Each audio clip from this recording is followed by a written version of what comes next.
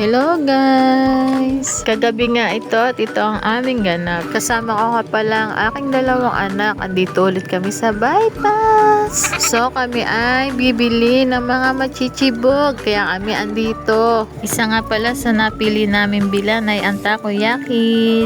Meron nga iba't ibang flavor na mapagpipilian. Meron silang cheese, ham and cheese, bacon, dried shrimp, octobits, and crab. Octobits nga pala ang flavor na napili ko. I think isa sila sa bagong nadagdag na nagtitinda dito sa bypass. Very affordable din ang kanilang price. 6 pieces nga lang ang binili ko, 65 pesos lang ang binayaran ko. Sa pagpiprepare naman, tingnan nyo, ay matatakam ka na talaga. Sulit na sulit. Habang prepare nga yan, ay biglang nagutom ako. Tingnan nyo naman kasi nakakatakam yung mga nilalagay.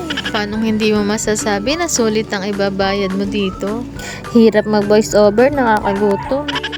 Pasensya nga pala muna sa boses ko. Ngongo ako for today's video. Barado ang ilongers. Sinipon yata ako dito sa bypass. Sobrang lamig. Kaya magdala kayo ng jacket pag pupunta kayong bypass. Yun lang. Share ko lang. Salamat.